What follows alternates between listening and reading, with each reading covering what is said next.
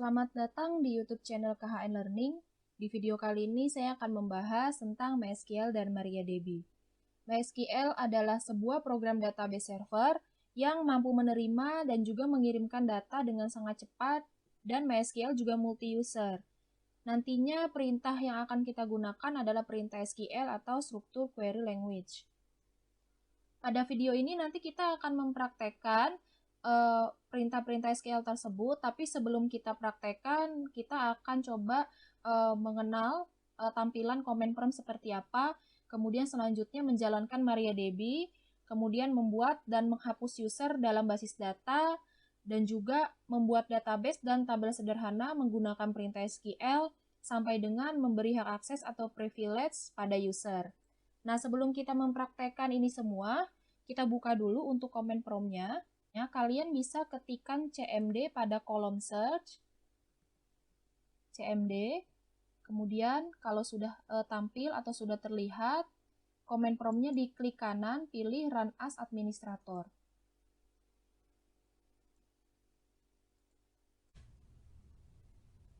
Ini adalah tampilan dari command prompt. Selanjutnya kita langsung masuk ke local disk C dengan cara kalian ketikkan cd spasi c, kemudian titik 2, backslash, kalau sudah di enter, ini kita sudah masuk ke local disk C. Kemudian kita akan masuk ke MariaDB dengan user root. Caranya adalah kalian bisa ketikkan script kutip 2 exam garis miring MySQL, kemudian garis miring bin, garis miring lagi mysql.exe. Jangan lupa kutip 2-nya ditutup. Kemudian karena kita akan masuk ke user root, jadi kita ketikkan -u usernya yaitu root. Kemudian ketika penginstalan exam minggu lalu tidak ada password ketika penginstalan, jadi passwordnya kita kosongkan. -p kemudian di enter. Kalau dia minta password, di enter lagi. Sekarang kita sudah masuk ke MariaDB dengan usernya user root. Selanjutnya adalah kita akan coba melihat database apa saja yang sudah pernah dibuat pada user tertinggi yaitu user root. Caranya adalah dengan kalian ketikkan script show spasi database, kemudian diakhiri dengan titik koma. Kalau sudah di enter, ini adalah daftar database pada user root yang sudah pernah dibuat pada user root. Sekarang kita akan coba masuk ke salah satu database yang ada di sini. Kita akan masuk ke dalam database MySQL dengan cara kalian ketikkan scriptnya use spasi nama database-nya yaitu MySQL. Kemudian titik koma, enter lagi. Kalau di sini sudah database change, berarti artinya kalian sudah masuk ke dalam database MySQL. Selanjutnya adalah kita akan melihat dan menampilkan daftar user yang ada pada database MySQL. Caranya kita bisa ketikkan script select user, host from nama database-nya yaitu MySQL titik user dan diakhiri dengan titik koma. Ini adalah perintah untuk melihat dan menampilkan daftar user yang ada pada database MySQL. Kalau sudah, di enter. Ini adalah daftar dari user yang ada pada database MySQL. Nah, sekarang kita akan coba menambahkan dan membuat user. Kita akan membuat user tanpa password. Caranya, kita bisa ketikkan perintah create, kemudian user, kemudian kita akan buat user dengan nama misalkan user 1. Tutup kutip 1, kemudian add, servernya localhost. Jangan lupa untuk nama user dan nama servernya diawali dan diakhiri dengan kutip 1. Kalau sudah, diketikkan seperti biasa diakhiri dengan tanda titik koma. Kalau sudah, di enter. Kalau sudah query oke, artinya berarti perintah yang kita tuliskan atau jalankan itu sudah benar. Nah, sekarang kita akan coba cek lagi apakah usernya sudah bertambah, user yang ada di dalam database MySQL. Caranya sama seperti tadi, kalian bisa ketikkan script ini, select user,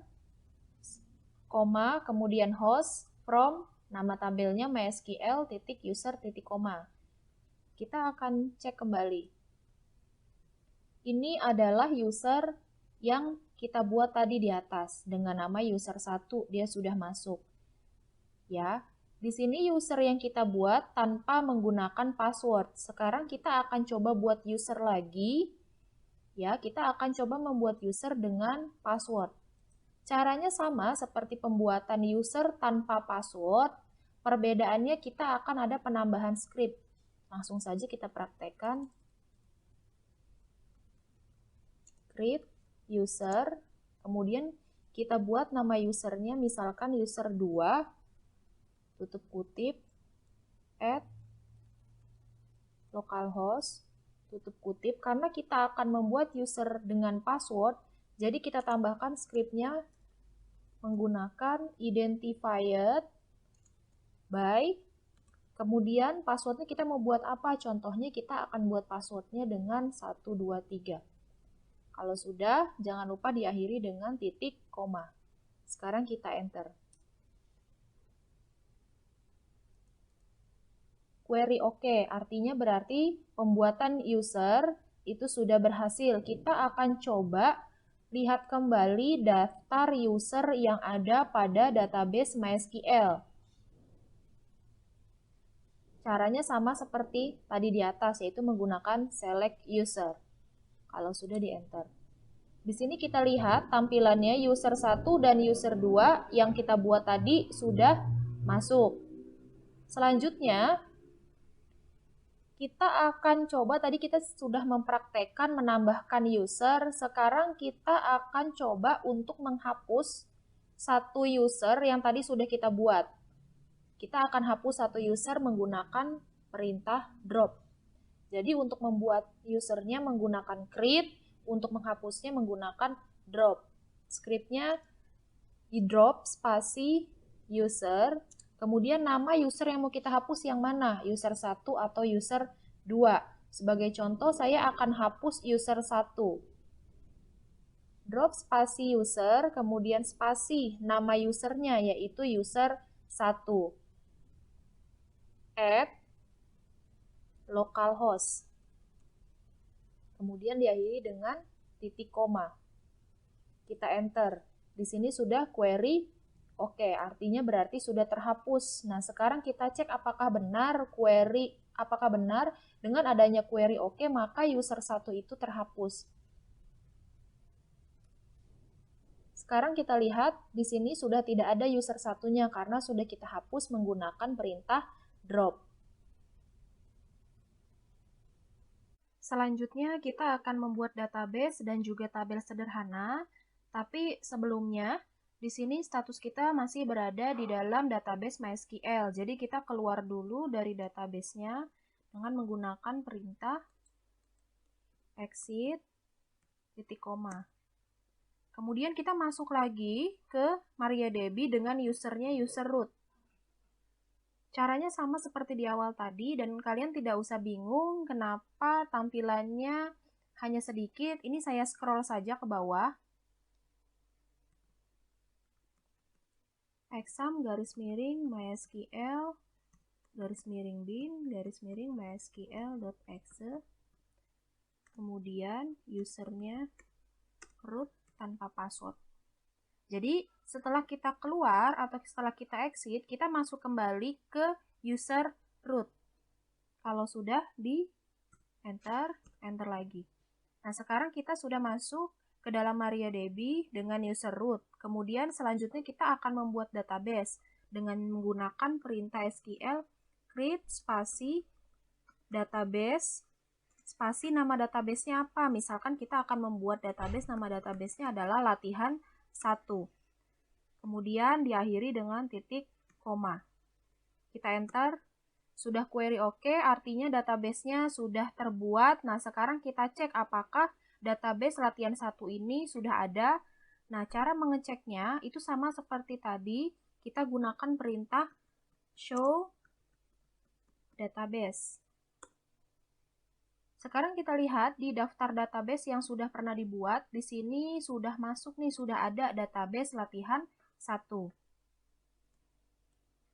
Selanjutnya, kita akan membuat tabel di dalam database latihan 1. Tapi diperhatikan, jika kita ingin membuat tabel di dalam suatu database yang kita pilih, itu kita masuk dulu ke dalam database tersebut. Sekarang kita praktekkan, kita akan masuk ke database latihan 1 dengan menggunakan perintah use. Use spasi nama databasenya, kemudian titik koma. Sekarang kita sudah masuk ke dalam database latihan 1. Selanjutnya kita akan membuat tabel di dalam database latihan 1. Kita akan membuat tabel menggunakan perintah create spasi table, spasi nama tabelnya, misalkan nama tabelnya adalah mahasiswa. Kemudian di dalam tabel mahasiswa kita akan buat field diawali dengan buka kurung. Nama field yang pertama adalah name. Kemudian field name ini tipe datanya apa? Misalkan kita membuatnya atau menentukan tipe data untuk field name adalah chart. Kemudian kita buat juga jangkauan nilainya atau jumlah maksimal batas karakternya. Misalkan kita buat batasnya adalah 8. Selanjutnya field yang kedua, kita akan buat field yang kedua. Kemudian kita klikkan atau kita ketikkan koma, kita masuk ke field kedua yaitu nama. Kemudian tipe datanya kita akan tentukan varchar. Kemudian jangkauannya kita tentukan misalkan karena nama, berarti nanti ketika diisi datanya kemungkinan karakternya jumlahnya banyak dan tidak tetap. Jadi kita buat saja misalkan jangkauannya adalah 40. Kita masuk ke field yang ketiga, koma lagi, kemudian field yang ketiga adalah alamat. Field alamat kita tentukan juga tipe datanya menggunakan varchar. Jangkauannya misalkan kita tentukan 70. Jangan lupa karena di sini ada buka kurung di awal sebelum penyebutan field, jadi diakhiri juga dengan tutup kurung dan diakhiri juga jangan lupa dengan titik koma. Apa sih bedanya tipe data chart dengan varchar? Tipe data chart itu jika nanti isi data recordnya itu jumlahnya tetap. Misalkan NIM-nya misalkan terdiri dari 8 digit, berarti semua data NIM itu terdiri dari 8 digit. Jadi disarankan kalau jumlah data recordnya itu tetap, gunakanlah tipe data chart. Tapi jika isi data recordnya tidak tetap atau jangkauannya lebih banyak, gunakanlah tipe data varchar. Kalau sudah, kita enter. Sudah query oke. Nah, sekarang berarti tabel mahasiswa itu sudah terbuat. Nah, caranya bagaimana kita melihatnya? Kita gunakan perintah show table. Kita sudah berada di dalam database latihan 1. Kita ingin melihat ada tabel apa saja yang sudah dibuat di dalam database latihan 1, yaitu dengan menggunakan perintah show spasi tables, kemudian diakhiri dengan titik koma. Kita enter. Selanjutnya di sini sudah muncul tabel mahasiswa yang tadi sudah kita buat. Selanjutnya, kita akan melihat deskripsi dari tabel mahasiswanya. Kita mau lihat tadi ada field apa saja yang ada di dalam tabel mahasiswa. Nah, untuk melihat deskripsi dari tabel mahasiswa, kita bisa menggunakan perintah SQL des spasi nama tabelnya apa? Nama tabelnya adalah mahasiswa. Kemudian diakhiri dengan titik koma, kita enter. Ini adalah field yang tadi sudah kita buat di atas. Di sini ada field name, nama, alamat, kemudian ini tipe data yang sudah kita tentukan tadi di atas ketika pembuatan tabel. Selanjutnya, kita akan mempelajari tentang pemberian hak akses atau privilege pada user. Kita kan sudah mempelajari tentang user root, kemudian kita juga sudah membuat dan menghapus user baru. Kemudian kita juga sudah mencoba tadi membuat database dan juga tabel. Nah, sekarang kita akan membahas mengenai hak akses pada user. Jadi pada suatu aplikasi database MySQL, itu terkadang bisa terdiri dari beberapa user yang bisa mengakses suatu database tersebut. Tetapi tidak semua user itu memiliki hak akses penuh untuk melihat, merubah, dan juga menambahkan data record ke dalam tabel-tabel yang ada di dalam database-nya. Jadi, diperlukan adanya hak akses atau privilege terhadap database untuk user-user yang ada. Pemberian hak akses user itu hanya bisa dilakukan melalui root, yaitu user tertingginya. Sekarang kita akan mempraktekkan pemberian hak akses pada user 2. Tapi sebelum kita buat, kita akan coba cek. Di sini sebelumnya saya tampilkan, saya cek, saya masuk ke dalam user 2, karena tadi kan sebelumnya kita membuat 2 user. User tambahannya yaitu user 1 dan user 2. User satunya tanpa password dan tadi sudah kita hapus, berarti tinggal user 2. User 2 yang kita buat menggunakan password 123. Kemudian saya coba masuk ke user 2. Kemudian saya coba tampilkan ada database apa saja yang sudah pernah dibuat. Ternyata yang tampil hanya 2 defaultnya. Nah, padahal kita sudah membuat database latihan 1. Kenapa?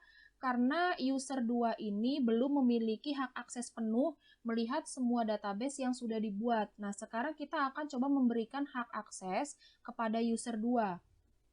Caranya, kalian bisa ketikkan menggunakan perintah grant, kemudian all. All di sini maksudnya adalah kita akan memberi hak akses pada user 2 itu secara penuh, bisa melihat, menambah, dan juga merubah pada tabel di dalam database latihan 1. Kemudian kita lanjutkan scriptnya on, kemudian nama database-nya kita tulis, yaitu latihan 1. Kemudian titik, dan juga di sini bintang. Bintang di sini artinya juga all, maksudnya adalah si user 2 dapat melihat semua tabel yang dibuat di dalam database latihan 1.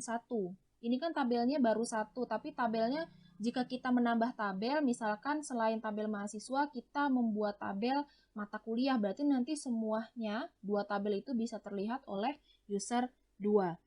Kita lanjutkan. Spasi, nama usernya tadi user 2. User 2-nya dikasih kutip 1, diawali dan diakhiri dengan kutip 1, kemudian add. Untuk lokasinya atau localhost-nya diawali dan diakhiri dengan kutip 1 juga. Kemudian diakhiri dengan titik koma, kita enter. Sudah query oke. Nah, sekarang kita akan cek lagi, kita akan masuk lagi ke user 2-nya. Nah, sebelumnya kita exit dulu karena sekarang kita berada di dalam database latihan 1, usernya user root. Nah, kita exit dulu, kita keluar dulu dari user root. Kemudian kita masuk ke dalam user 2 menggunakan perintah ini. Exam, garis miring MySQL, garis miring bin, garis miring mysql.exe. Kemudian nama usernya yaitu user 2. Untuk user 2 ada passwordnya, berarti minp passwordnya adalah 123. Kemudian kita enter. Kita cek apakah database latihan satunya sudah terlihat, karena kan tadi kita memberikan hak akses menggunakan grant. Kita akan coba show database. Nah, sekarang bisa terlihat ya database latihan 1 karena kita sudah memberikan hak akses kepada user 2. Jadi sebelumnya kalau belum diberi hak akses dia tidak tampil, yang tampil hanya database defaultnya saja dari exam. Tapi setelah kita berikan hak akses menggunakan perintah grant, di sini bisa tampil database-nya karena user 2-nya bisa melihat, kemudian menambah dan juga merubah tabel-tabel yang ada di dalam database latihan 1. Sekian penjelasan saya mengenai MySQL dan MariaDB. Untuk yang sudah menonton dan menyimak, semoga bisa dipahami dan semoga bermanfaat. Terima kasih.